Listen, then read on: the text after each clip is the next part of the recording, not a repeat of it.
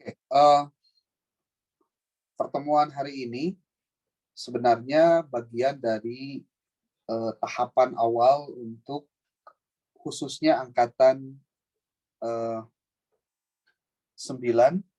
yang bulan Juni akhir itu akan melaksanakan kegiatan seminar usulan penelitian tesis atau SUPT.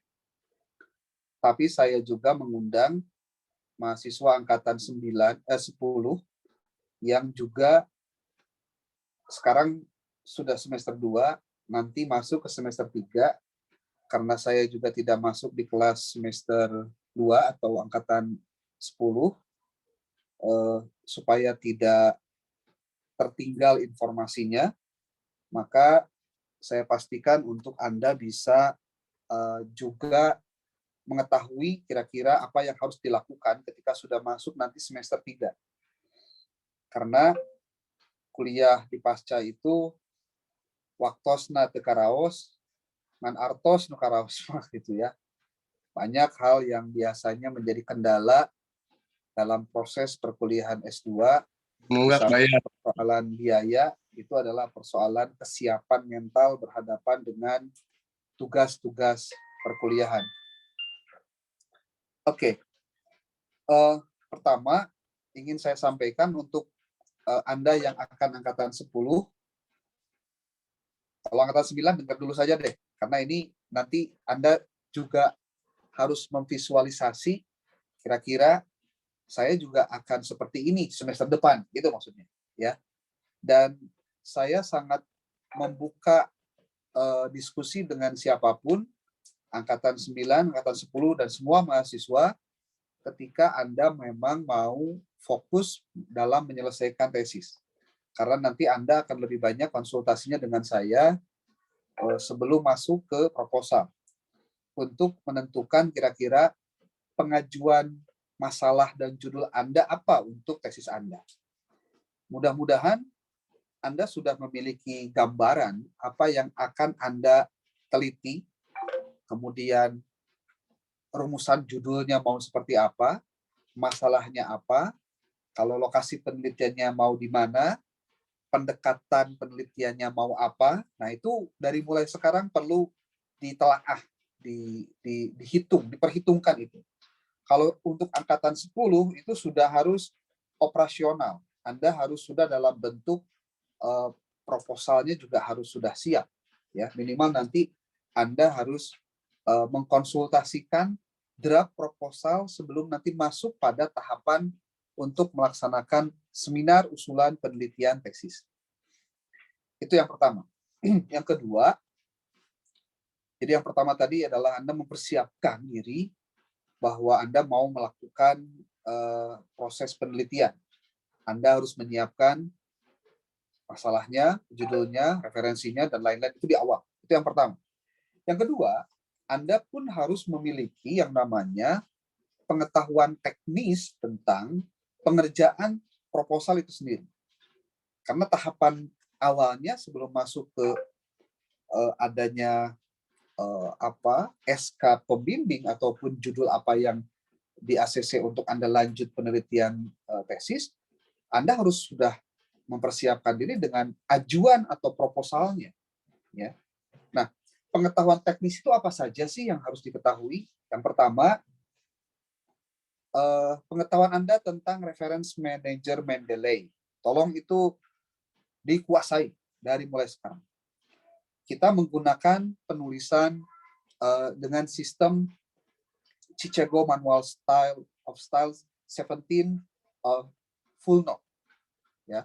Jadi Chicago Manual Style 17 edition full note, ya. Nah, banyak yang terkendala karena pada prosesnya mereka atau beberapa mahasiswa belum terbiasa karena memang tidak dibiasakan atau bahkan tidak belajar. Karena salah satu dari capaian profil lulusan dari program pasca sarjana di kita itu adalah Anda memiliki kemampuan teknis minimal dalam penggunaan reference manager itu. Karena tidak semua di tempat lain itu punya keunggulan mahasiswanya memiliki kemampuan dalam penguasaan atau mengoperasionalisasikan reference manager tadi. Gitu. Jadi itu pengetahuan teknis, ya, pengetahuan teknis. Pengetahuan teknis kedua selain Mendeley tadi adalah kemampuan untuk melakukan parafrase. Ini tolong dari mulai sekarang diperhatikan. Ini sekaligus saya evaluasi untuk angkatan 10 di semester 2 kemarin kan saya mengajar mata kuliah inovasi dan penjaminan mutu pendidikan. Angkatan itu 9, ada Dok. tugas akhir. Bukan, ini angkatan 9, maaf. Yang angkatan 9 ketika di semester 2 kemarin saya ngajar mata kuliah inovasi dan penjaminan mutu pendidikan. Di situ ada tugas UTS dan UAS untuk menjawab soal dan Anda mengutip dari referensi yang ada, dan saya harapannya dengan menggunakan Mendeley.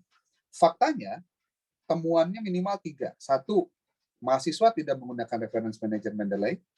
Yang kedua, lebih banyak copy paste dan tidak melakukan parafrase.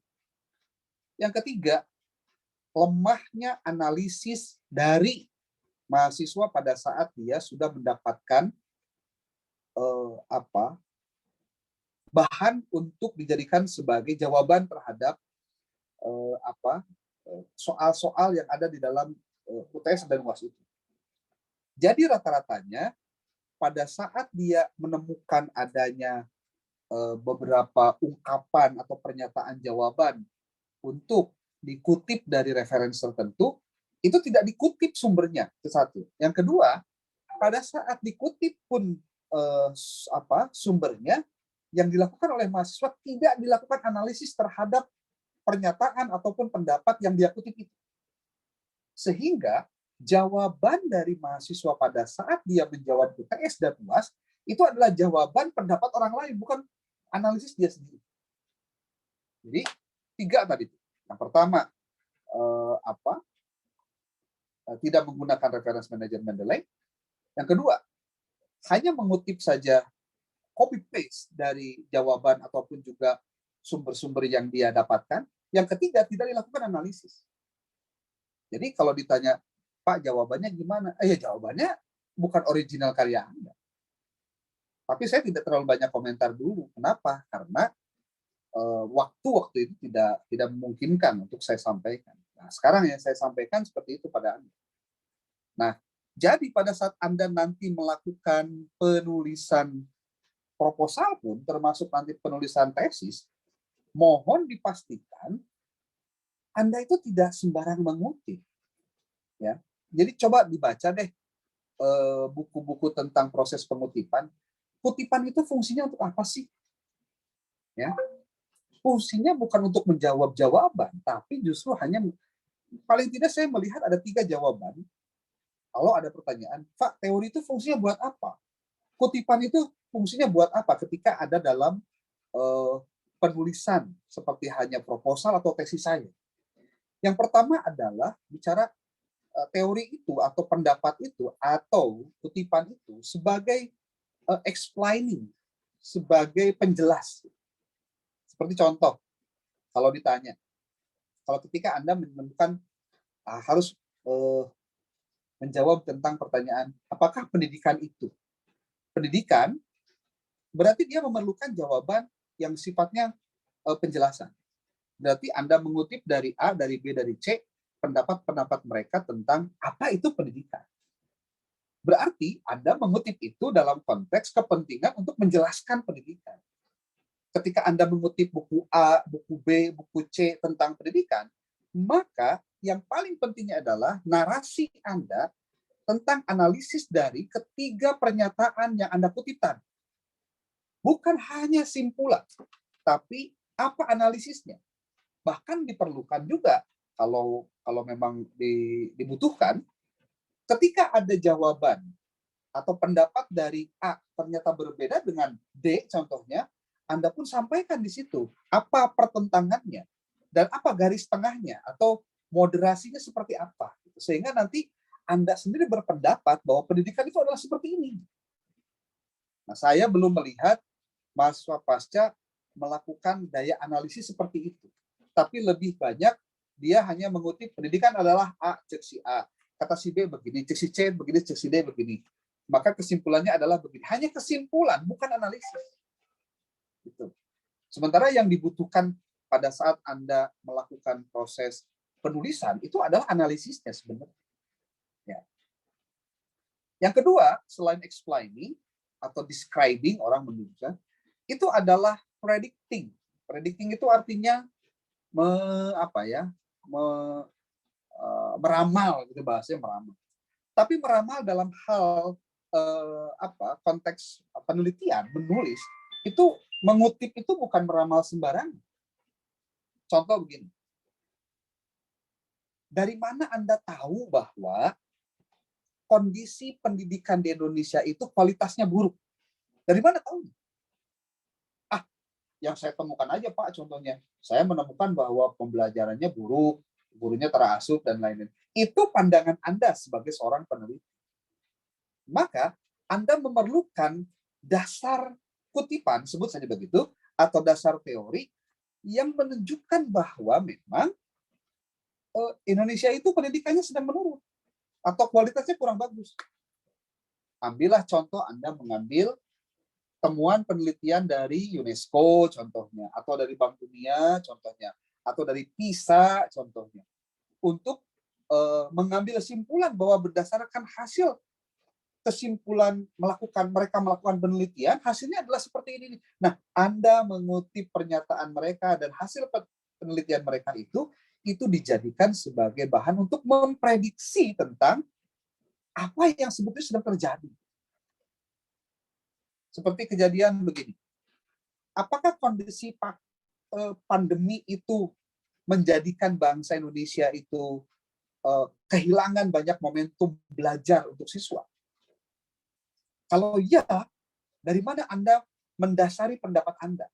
Nah, Anda berarti mengutip pernyataan atau temuan hasil penelitian orang untuk Anda jadikan sebagai sandaran dari pernyataan Anda. Sehingga Anda bisa menyebutkan bahwa jika pembelajaran pada saat pandemi tidak dilakukan usaha-usaha inovatif, maka bisa dipastikan pembelajaran tidak akan mendapatkan tempat yang maksimal bagi siswa. Itu kan sebagai sebuah prediksi sebetulnya. Dari mana prediksi itu Anda dapatkan? Ketika Anda mengutip pernyataan dan hasil temuan dari penelitian-penelitian terdahulu atau penelitian orang lain. Nah, ada yang ketiga, fungsi dari teori untuk Anda bisa jadikan sebagai bahan kutipan itu adalah sebagai fungsi kontrol, fungsi pengendali. Fungsi kontrol atau fungsi pengendali. Kalau tadi prediksi, sebetulnya rada beda tipis lah. Prediksi dengan fungsi kontrol. Kalau fungsi kontrol, tujuannya adalah untuk Anda bisa mengikat sebuah pernyataan yang sifatnya untuk menjaga jangan sampai kejadian buruk terjadi atau hal-hal yang tidak diinginkan terjadi. Itu kontrol. Seperti contoh, bahwa ditemukan kasus banjir di mana-mana, musim hujan banjir di mana-mana. Sementara hasil riset tentang banjir itu sudah banyak. Tinggal pertanyaannya, bagaimana cara mengelola agar banjir itu tidak terjadi di tempat kita? Kalau sampai terjadi harus seperti apa? Maka ambillah hasil penelitian dari tempat-tempat lain, kemudian Anda kumpulkan hasil penelitian itu, dan bagaimana mereka berbicara tentang banjir. Dan Anda jadikan dasar-dasar pernyataan mereka itu untuk menjawab pernyataan Anda bahwa oleh sebab itu, hal yang dapat dilakukan dalam rangka mengatasi persoalan banjir adalah sebagai berikut. 1, 2, 3, 4, 5. Berarti Anda sudah menjadikan temuan penelitian orang lain dan Anda kutip pernyataannya sebagai bagian dari fungsi kontrol terhadap penelitian Anda. Jadi harus dipahami dulu pengambilan teori untuk dikutip itu dari mana mimikiran gitu. Ulah sambatan asal aya we kutip nah itu yang repot. Ya. Oke. Next. Sekarang pertanyaannya, kalau Anda mau masuk ke penelitian apa tadi? Penelitian Anda akan melakukan penelitian tesis nih. buat angkatan 10 dan angkatan 9. Coba Anda perhatikan ini deh. Ini saya sering tampilkan slide kalau saya sedang ada di kelas. Ini saya ambil dari bukunya Metode Penelitian Kuantitatif karangan Imam Mahali. Salah satu cara Anda bisa menentukan, Pak, saya penelitian tesis mau kemana, mau tentang apa, itu jangan jawabannya jawaban hawa nafsu atau jawaban subjektif. Tapi jawabannya harus jawaban yang ilmiah, mengandung unsur-unsur kaidah ilmu. Anda harus ingat bahwa prodi Anda itu prodi pendidikan agama Islam. Walaupun nanti di semester 3 Anda akan mendalami materi yang banyak tentang manajemen. Makanya prodi konsentrasinya di manajemen pendidikan Islam. Tetapi core bisnisnya adalah di pendidikan agama Islam.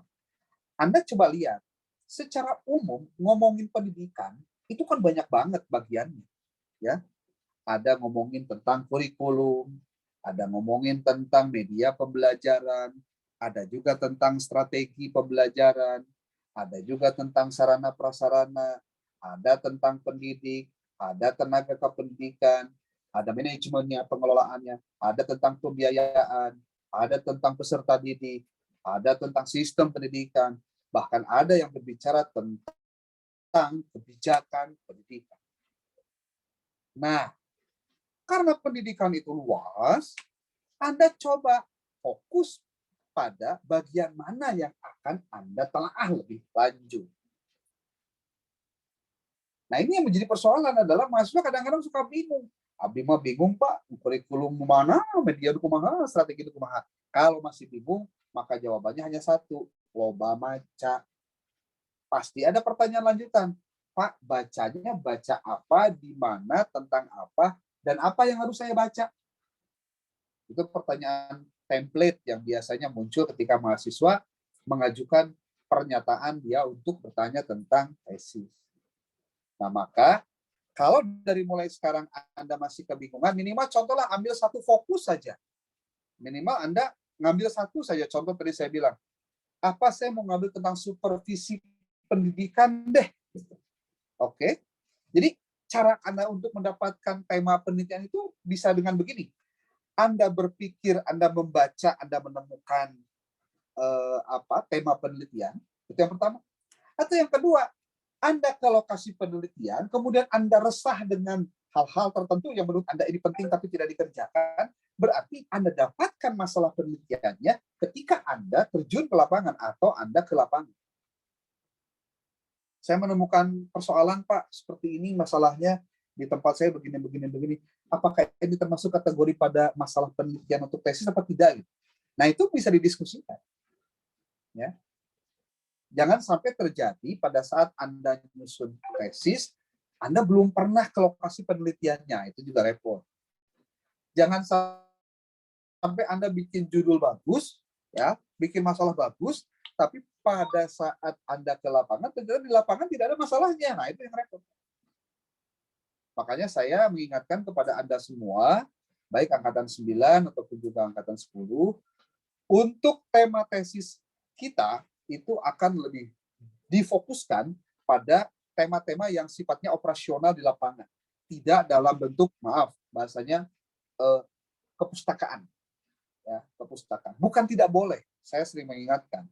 Karena problemnya, mahasiswa di kita itu minimal 3 juga problem. Satu, problemnya di referensi. Referensinya kadang-kadang bukan referensi primer. Referensinya malah kalau misalkan buku bukan buku asli tapi terjemahan. Nah, itu juga jadi repot. Yang kedua, kemampuan membaca naskah atau teksnya. Itu yang paling fatal. Ada nggak bahas tentang kitab Al-Ihya Ulumuddin atau konsep pemikiran pendidikan Islam Imam Al-Ghazali, tapi punya buku Imam Al-Ghazali cuma 2. Itu pun terjemahan. Ya gimana? Kedua, baca kitab kuning lagi masih belepotan, kan jadi repot juga. Ada yang ketiga, daya analisis terhadap penelitian kualitatif itu tidak mudah karena memerlukan perangkat-perangkat keilmuan yang sifatnya melekat pada si peneliti itu sendiri.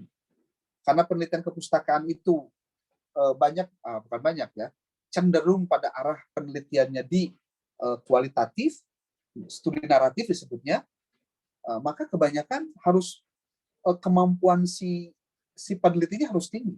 Kalau enggak ya repot. Anda nggak bisa cerita penelitian hanya sebatas kahoyong, tapi juga Anda lihat kemampuan dulu, ya. Jadi 3 ini. Nah, oleh sebab itu tadi saya sudah sampaikan terkait dengan tema penelitiannya Anda mau kemana, di sini harus jelas dulu. Jangan sampai Anda bingung sendiri, Pak, saya mah kurikulum bingung, kebijakan bingung, sistem pendidikan bingung, nggak usah sarewelah, sarewelah. Sehingga kurang sare, jadi kurang mikir. Coba tidur dulu, udah tidur nanti fresh, baru baca. Tapi jangan sampai gini aja. Habis Bapak iya bingung, itu bingung lah, terus lah kumaha Bapak lah. Lain kumaha Bapak, kumaha mana sebenarnya mah tidak ada kumaha saya. Ya, tidak ada yang terkait dengan semua itu kecuali memang berdasar atau kembali pada Anda sendiri. Maka saran saya dari mulai sekarang dipastikan bedalah kualitas Anda untuk membaca gitu, mengumpulkan referensi. Saya sudah memberikan clue dengan www.bookforyou.org untuk Anda bisa cari referensi begitu banyak. Ya cobalah sedikit banyaknya menulis, membaca gitu jadi bagian penting dari sebuah proses penyelesaian studi Anda. Ya. Mau kapan lagi Anda tersadarkan kalau bukan karena Anda hari ini harus beres kuliah. Kecuali saya sering bilang, Anda berkomitmen untuk menjadi donatur tetap Institut Madani Nusantara. Nah, kalau itu boleh deh. Anda kuliah 5 tahun juga saya persilahkan. Ya. Cuma kan sayang banget. Kalau bisa 2 tahun Anda selesai, yang ngapain juga dilamar-lamar. Ya. Oke. Kemudian, ketika Anda sudah menemukan apa yang harus Anda lakukan, judulnya apa, referensinya apa, cobalah banyak diskusi. Ya.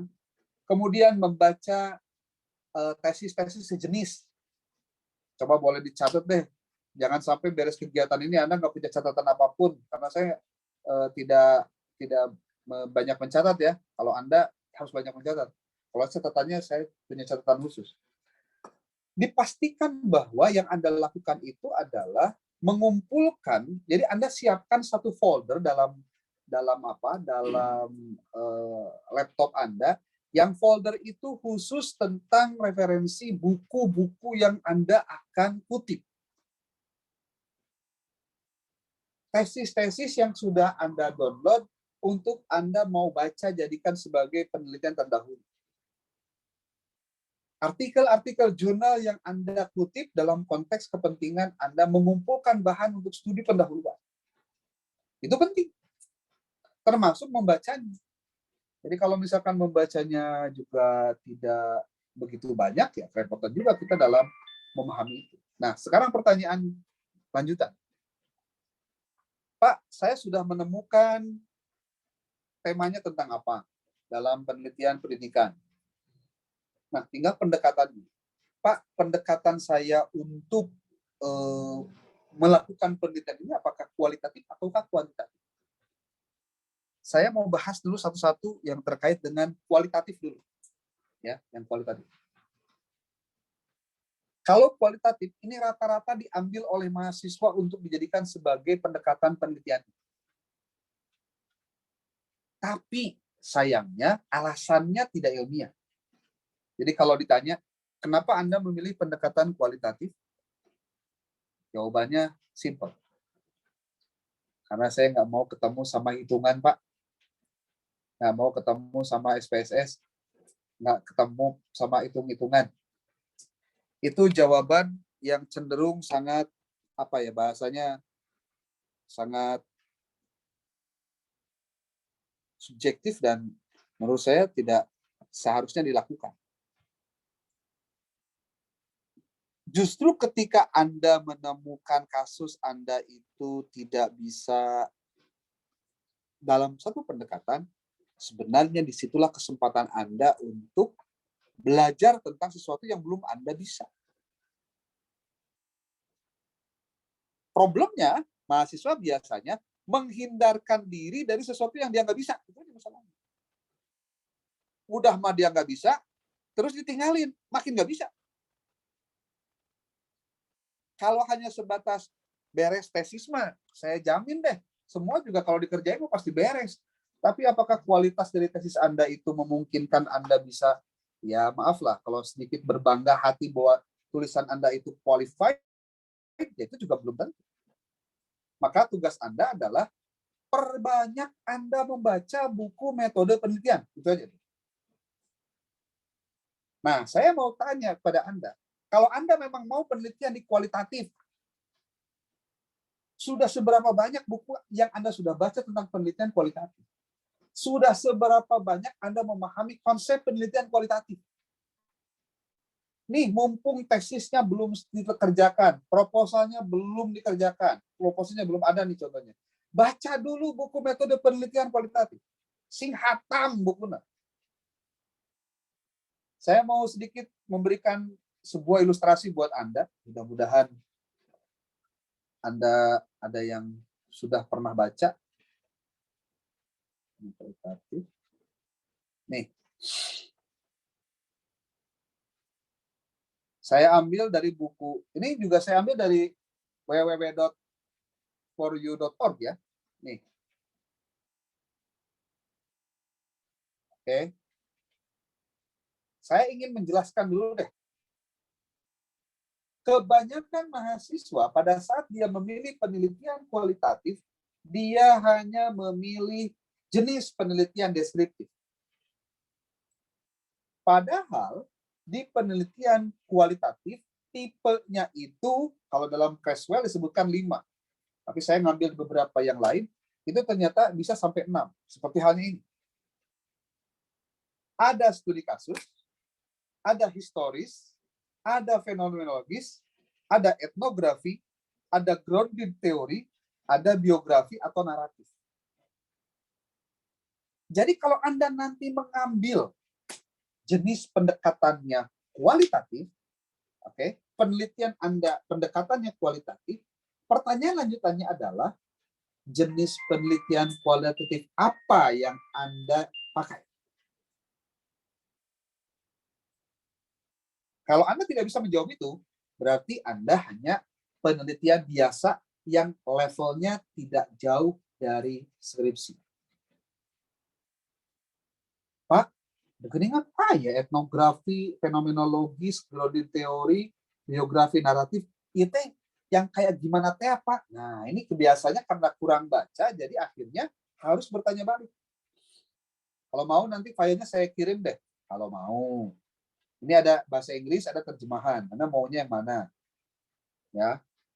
Tapi Dikirim aja. masalahnya lamun loba dikirim file objek karena grup. Eta teh di-download gitu. Mesti download teh dibaca gitu. Mesti baca dirangkum gitu. Ieu mah di-download gitu, dirangkum gitu, dibaca gitu. Ngabala we, berenang itu teh dina naon? Dina WA. Kan riweuh. Jadi maksudnya kalau file yang saya kirim itu tolong download, masukin ke laptop gitu. Kemudian Anda baca, jangan baca di HP, nanti HP-nya hilang, bahannya juga hilang semua. Ya. Itu kan kebanyakan mahasiswa tuh argumentasinya klasik gitu. Aduh Pak, punten nabi terbiasa nge-download dan HP-nya ical ya, karena memang tidak langsung gitu. Jadi pastikan apa? Download dulu, baca, sing hatam. Jadi gini deh, dan saya tidak bisa membantu kecuali saya bisa hanya memberikan clue atau pedoman-pedoman atau petunjuk-petunjuk saja. Karena secara teknis nanti akan melakukan penelitiannya Anda sendiri, bukan saya. Ya. Kalau misalkan Andanya berharap keberkahan dari langit nanti tesis bisa ujug-ujug langsung beres, ya repot lah, nggak bisa begitu. Ya. Oke, jadi tadi saya ulangi terkait dengan yang tadi disampaikan. Kalau yang mau kualitatif, cobalah dari mulai sekarang Anda menelaah penelitian kualitatif jenis mana yang mau Anda telaah itu, yang mau Anda telusuri itu. Kalau saya sih biasanya nih ya, buat mahasiswa, biasanya kalau enggak 2-3 nih. 1 studi kasus, 2 fenomenologi, 3 etnografi. Kalau grounded teori jarang deh pakai, historis apalagi. Tapi kalau fenomenologi, studi kasus, etnografi itu banyak sekali bisa dibahas. Jadi saya ingin gini maksudnya. Anda nih contoh udah punya judul nih. Anda udah punya judul. Ceritanya Anda punya judul. Ceritanya punya judul. Walaupun judul-judulan. Cik, kira-kira judul Anda teh cocoknya teh ketika karena Anda pengennya kualitatifnya jenis apa ya? Nah, kan itu pertanyaan. Kalau yang biasanya Anda tahu kan jenisnya biasa-biasa aja, deskriptif doang gitu. Nah, kalau sekarang Anda telaah lagi tentang ini. Di marketplace banyak sekali buku-buku tentang penelitian kualitatif.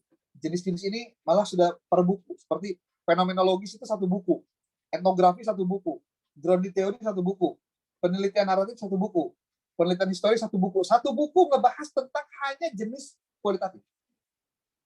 Saya sangat, ini kalau misalkan Anda mau, Anda bisa, bentar ya, saya mau cek dulu nih. Saya tidak bermaksud apapun, kecuali memastikan Anda memiliki peluang untuk belajar lebih banyak sebetulnya.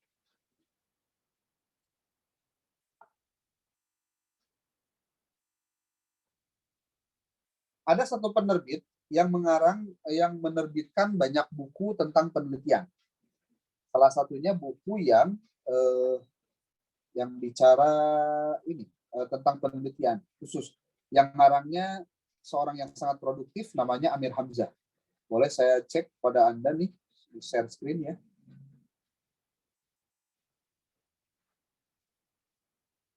Bukunya sudah banyak beredar. Nah, ini Anda buka nanti linknya penerbit litnus.co.id. Ya. Di sini ada buku chapter, daftar bukunya. Sorry, bukan ini.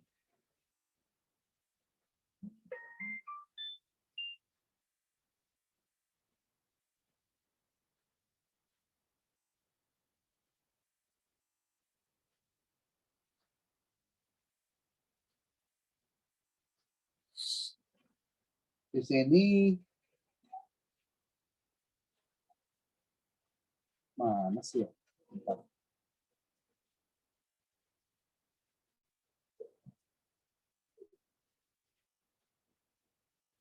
Oh, ini produk litmus, produk. Maksudnya ke produk nih. Yang pojok kanan produk. Anda tulis di sini Amir Hamzah. Dia buku nulis, nah ini nih. Ini metode penelitian fenomenologi. Khusus fenomenologi saja. Kalau ini buku penelitian kualitatif. Saya punya yang warna hijau, sekarang udah direvisi yang biru nih. Ada lagi ini buku metode penelitian kuantitatif, ini bukunya. Ada juga nih yang paling kanan, paling atas, ini judul bukunya metode penelitian etnografi. Ini di bidang sosial, pendidikan, sosial, humaniora, masuk di sini. Kemudian ada juga buku ini nih, Research and Development. Ini buku yang ini nih, kelihatan ya. Ada juga ini buku studi kasus, khusus studi kasus, bukunya studi kasus. Kalau ini metode berbasis proyek, metode kualitatif dan kualitatif. Ini PTK, ini buat yang mau PTK juga bisa. Tapi saya recommended-nya, kalau buat saya, ada baca buku yang fenomenologi, kualitatif, studi kasus, etnografi, dengan studi, ini nih, apa nih sebutannya? Penelitian dan pengembangan. Sini. Jadi artinya untuk menambah wawasan Anda tentang metode penelitian kualitatif. Jadi jangan lagi ada cerita Anda melakukan metode penelitian itu tidak berbasis pada sebutnya pada referensi yang jelas. Itu baru yang berbahasa Indonesia, belum yang berbahasa asing. Itu hanya untuk memudahkan saja. Kenapa? Karena Jangan sampai kejadian mahasiswa pasca pada saat dia bikin tesis, dia sendiri bingung. Saya kok penelitian kualitatif, tapi deskriptif doang, ngebahas dan analisis doang biasa. Ya, bingung akhirnya. Jadi, jadi gini, pembimbing itu nanti, itu boleh jadi akan belajar dari Anda. Saya ulang, boleh jadi pembimbing itu nanti akan belajar dari Anda karena Anda mengkaji sebuah metode penelitian kualitatif jenisnya yang mungkin si pembimbingnya juga belum tahu. Ini pernah kejadian.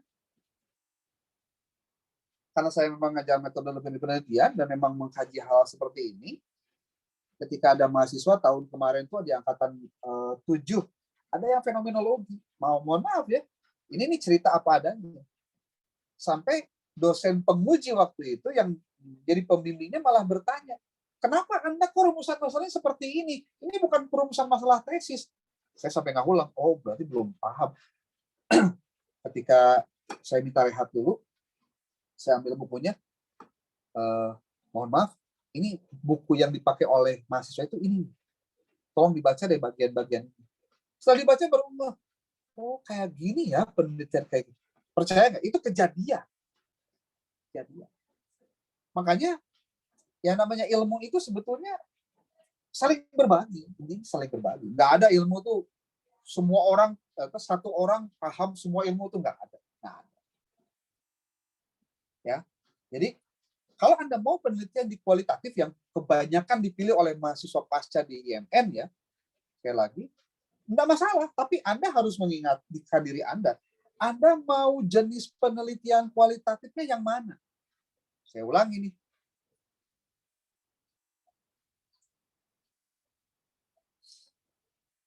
Apakah Anda mau yang studi kasus, historis, fenomenologis, etnografi, grounded teori, atau naratif? Aduh, Pak, hari itu mah berarti saya kudu macade. Ya iyalah, kami kudu maca atau itu kumaha. Ya, nggak ada ceritanya Anda nggak banyak usaha gitu maksudnya. Oke, ada waktu 10 menit untuk tanya jawab. Silakan. Raise hand dulu deh biar kedetek. Ada yang belum tahu raise hand? Yuk, silakan.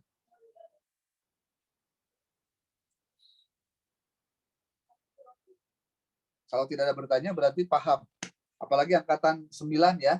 Siap-siap. Nanti pertemuan berikutnya saya akan paparkan tentang sistematika pembuatan tesis. Ini baru awalan dulu, baru awalan.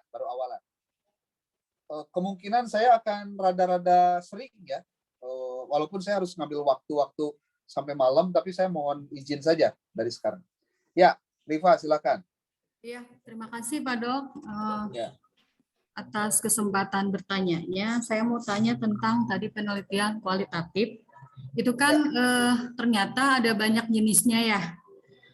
Setahu saya itu kan hanya deskriptif saja gitu. Nah ternyata kalau untuk kalimatnya gitu Pak Dok, untuk jenis penelitian kualitatif dengan jenis penelitian historis itu kalimatnya yang membedakan dengan deskriptif itu seperti apa gitu, cirinya gitu, kalimat itu seperti apa gitu, sehingga kita bisa membedakan apakah ini tuh deskriptif ataukah penelitian historis. Terima kasih Pak Dok.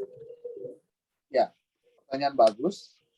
Prinsipnya kita tidak akan pernah tahu, tidak hanya tahu dari persoalan judul saja, tapi justru yang harus dilihat adalah di pembahasan dan kepentingan atau tujuan dari penelitian itu. Jadi saya ingin jelaskan begini. Penelitian itu mau menggunakan metode apa, jenis apa, itu sangat ditentukan oleh tujuannya. Oke? Anda tujuannya apa gitu? Kalau misalkan Anda ingin mengetahui ini seberapa besar sih pengaruh ini terhadap ini, contohnya X kepada Y, berarti Anda kuantitatif dong. Dan kuantitatif pun banyak. Anda ingin menanyakan tentang pengaruhkah, hubungankah, perbandingankah, itu dengan rumusan yang berbeda. Kalau Anda di pesantren melihat ternyata ayah budak anu sekolah ke aliyah ieu teh minat belajarnya teh tinggi, tapi ada juga yang rendah. Ternyata ditinggal itu ada yang pesantrennya bener, aya nu teu pesantren. Apakah memang ada perbedaan minat belajar mereka yang pesantren dengan yang tidak pada mata pelajaran bahasa Arab contohnya? Berarti Anda ingin menelaah tentang perbandingan minat belajar bahasa Arab siswa yang tinggal di pesantren dengan yang tidak. Itu kan karena tujuan, gitu. Jadi jangan menentukan yang lain kecuali Anda menentukan tujuannya dulu, sehingga karena tujuan itu juga berasal dari masalah sebenarnya, ya. Tujuan itu berasal dari masalah. Nah, yang kedua, tidak serta-merta itu bisa kelihatan di judul, enggak.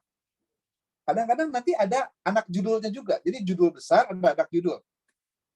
Biasanya begini deh, bla bla bla bla bla, huruf buka, studi kasus penelitian kualitatif jenis A, atau bisa jadi langsung saja penelitian fenomenologis pada madrasah aliyah bla bla bla.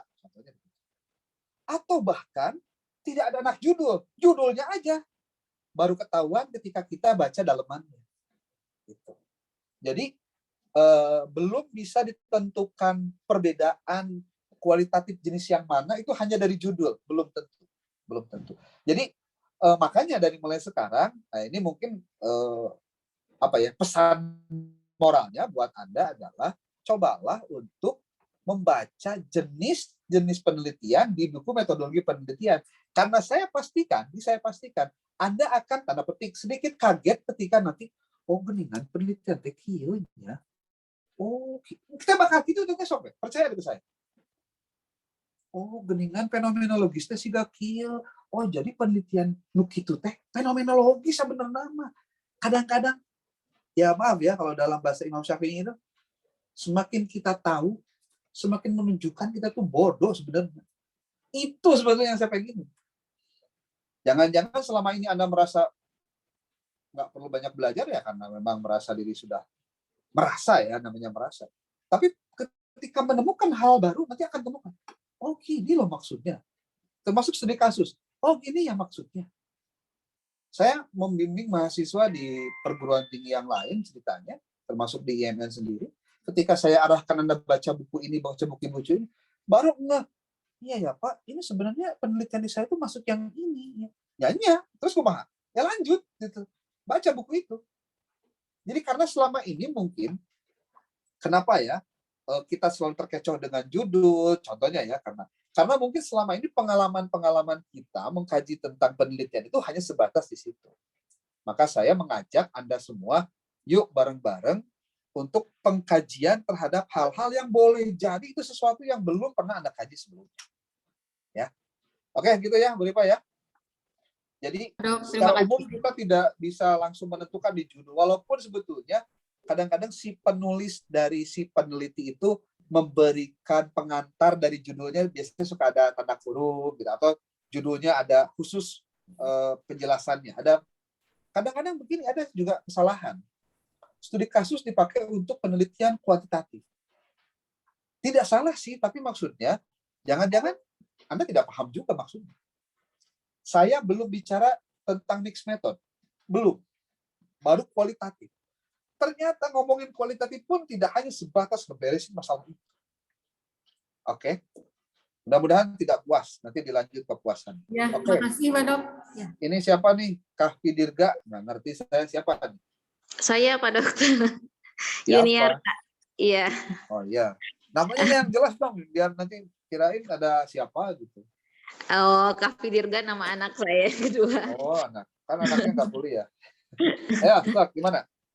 Iya Pak Dokter, terima kasih pemaparannya tadi agak alhamdulillah sudah terbuka sedikit demi sedikit gitu kan tentang tesis ini gitu. Hanya saja kemarin ketika di dalam kelas itu kami sempat berdiskusi tentang satu judul rencana judul tesis teman kami gitu kan. Jadi kami masih bimbang gitu kan antara menentukan variabel X dan Y ini apakah berlaku untuk penelitian kualitatif ini. Saya kan dengarnya gini, untuk di IMN gitu kan, variabel X itu harus 3 gitu kan ya Pak Dokter ya? Minimal. Terus, minimal 3 gitu kan, terus variabel Y-nya 1 gitu kan. Apakah hal ini berlaku juga untuk penelitian kualitatif, Pak Dokter. Itu aja. Terima Ya. kasih. Oke, saya jawab. Kalau ditanya penelitian kuantitatif itu sebetulnya bukan variabel X-nya 3, Y-nya 1. Tapi saya bilang penelitian kualitatifnya minimal 4 variabel. Kalau 4 variabel, boleh jadi X-nya 2, Y-nya 2, atau X-nya 3, Y-nya 1, seperti tadi, atau X-nya 1, Y-nya 3. Boleh jadi. Yang penting 4 variabel. Kalau ditanya, apa alasan 4 variabel kenapa di kita ya menggunakan 4 variabel? Karena yang 3 variabel mah sudah standar skripsi. Skripsi aja udah ada yang 3 variabel. Berarti saya harus membuat standar baru untuk pasca, ya jangan sama saya skripsi gitu maksudnya. Nah, kembali ke yang pertanyaan tadi. Kalau dalam penelitian kualitatif, saya sampaikan, itu tidak bicara variabel. Bahkan judulnya pun tidak harus ada variabel yang banyak seperti itu. Di penelitian kualitatif, 1 variabel juga cukup. Bahkan di penelitian kuantitatif pun ada yang mengkaji tentang 1 variabel. Anda boleh masuk ke tema penelitian yang disampaikan di YouTube, itu ada penelitian 1 variabel tapi kuantitatif. Itu yang jadi narasumbernya Pak Profesor Suhud, dosen UNJ. Anda nanti boleh cek di internet, ada kok. Dia banyak nulis konten-konten penelitian. Dan saya pun belajar dari situ. Jadi saya sengaja banyak mengkaji juga dari media-media lain. Jadi maksudnya, kalau untuk di penelitian kualitatif, itu tidak judulnya persis sama harus ada 4 variabel seperti hanya di kuantitatif. Tidak, Bu. Tidak. Bahkan mungkin judulnya relatif biasa. Kok judul gini bisa ya? Tapi pada prinsipnya itu judul penelitian. Gitu. Karena yang paling penting dari sebuah judul itu harus mengandung minimal 3. 1, mengandung masalah. 2, mengandung variabel yang diteliti. Yang ketiga, ada metode yang dari judul itu sebetulnya udah ketahuan nih metodenya ini dong, kayak gitu aja. Ya. Jadi minimal 3, masalah, variabel, dan metode ini. Itu 1 buah judul. Kalau untuk kualitatif, tidak mesti harus jadi 4. Jadi dibagi jadi 4 variabel. Karena memang bukan untuk ngebahas variabel lagi kalau untuk kualitatif. Nah, mungkin kalau itu, saya sarankan, cobalah banyak membaca tesis-tesis dengan dengan pendekatan kualitatif. Biar ketemu, oh dari judulnya tuh kayak gini, isinya kualitatif. Oh judulnya begini, kualitatif. Oke ya, mudah-mudahan tidak puas. Iya, terima kasih Pak Dokter. Ya, nih Mulyana, gimana? Sok. Oke, Assalamualaikum warahmatullahi wabarakatuh. Waalaikumsalam. Terima kasih atas waktunya. Menyambung tadi dari variabel, yang saya masih bingungkan itu dalam merumuskan masalah. Misalkan, di Pasca ini kan minimal itu 4 variabel. Nah, apakah dalam merumuskan masalah dari variabel, baik itu variabel X-nya 3, Y-nya 1, ataupun X2, Y-nya 2, nah apakah dalam merumuskan variabel si X terhadap Y ini ada metodenya, ada caranya? Karena kalau kita lihat hanya sekedar melihat research prior saja, rasanya karena berbeda dengan yang kita teliti, agak membingungkan juga gitu. Jadi maksudnya, apakah ada metodenya untuk menentukan rumusan masalah dari variabel-variabel tersebut? Itu saja mungkin, terima kasih. Oke, terima kasih, pertanyaan bagus. Kalau untuk penelitian kuantitatif, ya ini malah jadi kuantitatif yang dipertanyakan, padahal tadi yang dibahas banyak kan kualitatif, tapi nggak apa-apa. Kalau untuk pertanyaan kuantitatif, maka pertanyaan itu bergantung pada tujuannya. Nah, kalau ditanya apakah ada cara untuk menentukan pertanyaan di kuantitatif itu seperti apa? Ya pasti ada dong. Tapi sekali lagi tergantung dari tujuannya apa. Seperti contoh dalam perbandingan perbandingan itu, studi perbandingan ya, itu kan contoh seperti tadi saya bilang. Anda ingin melihat perbandingan antara siswa yang tinggal di pesantren dengan yang tidak di pesantren terhadap minat belajar pada bahasa Arab. Ini contoh saja contohnya. Maka nanti pertanyaan ada, dan ini juga harus dipahami juga. Ada rumusan masalah, ada pertanyaan penelitian. Ini dua hal yang berbeda. Tolong dicatat baik-baik. Ada rumusan masalah, ada pertanyaan penelitian. Itu dua hal yang berbeda. Anda silakan nanti baca lagi buku-buku tentang, nanti saya boleh deh kasih contoh judul yang membahas tentang itu. Rumusan masalah itu, Anda merumuskan masalah besar dari penelitian Anda. Kalau pertanyaan penelitian ini yang akan dijawab dalam dalam melakukan penelitian. Pertanyaan penelitian itu hakikatnya menjawab rumusan masalah, gitu loh. Ya. Nah, maka mohon nanti mungkin ini akan menjadi tema di pertemuan ke depan ya, untuk hal-hal teknis, bagian-bagian kan kita belum membahas tentang latar belakang masalah kayak gimana, rumusan belum. Ini belum. Ini paling umum dulu nih, umum. Ya.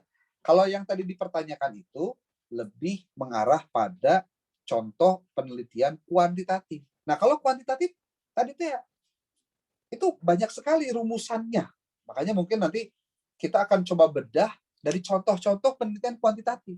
Enaknya lebih gitu, atau di buku-buku metode penelitian kuantitatif. Ya.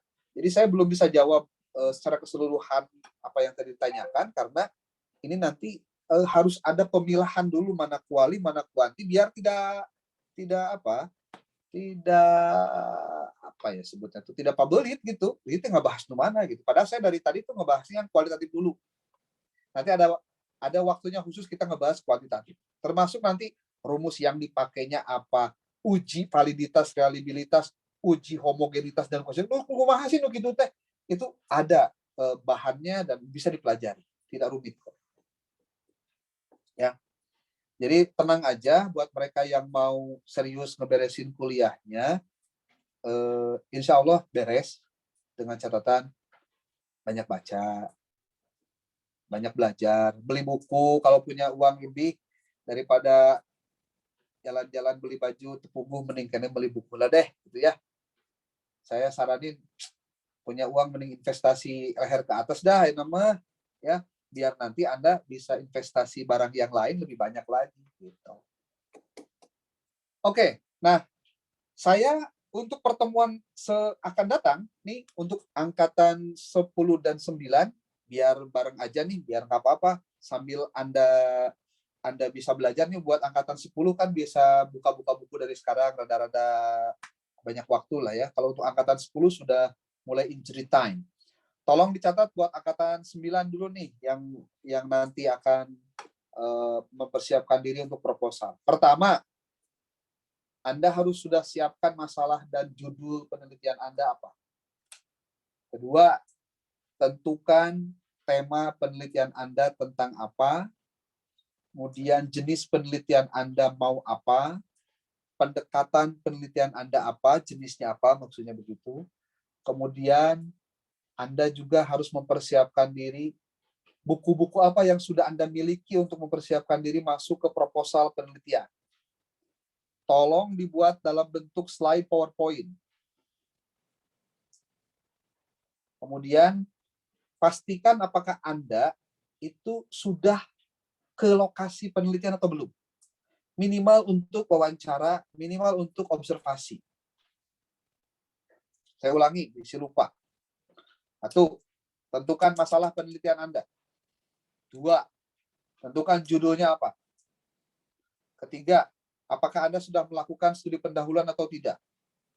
Yang keempat, tuliskan daftar referensi yang sudah Anda punya. Buku ya, buku. Kemudian artikel jurnal apa yang sudah Anda baca. Keenam, tesis apa atau penelitian tesis apa yang sudah Anda baca. Tuliskan itu dan Anda siapkan satu folder khusus yang itu mengunci tempat untuk menyimpan daftar referensi Anda. Kalau buku fisik nanti buku fisik apa saja? Termasuk buku matlitnya juga apa? Bisa dipahami mungkin maksudnya ya? Angkatan 10 nih, angkatan 9. Yang angkatan 10 juga sama. Sok, dari mulai sekarang nanti bisa diskusi. Nanti sambil diskusi. Sambil diskusi. Saya pengen, nanti saya akan kirimkan, kalau sebetulnya sudah dikirimkan sih, tentang pedoman penulisan proposal, karena yang membedakannya itu pada penulisan kutipannya aja sih, yang lainnya mah sama aja. Ya. Penulisan kutipan dengan penulisan halaman di kutipan. Yang lainnya sama aja.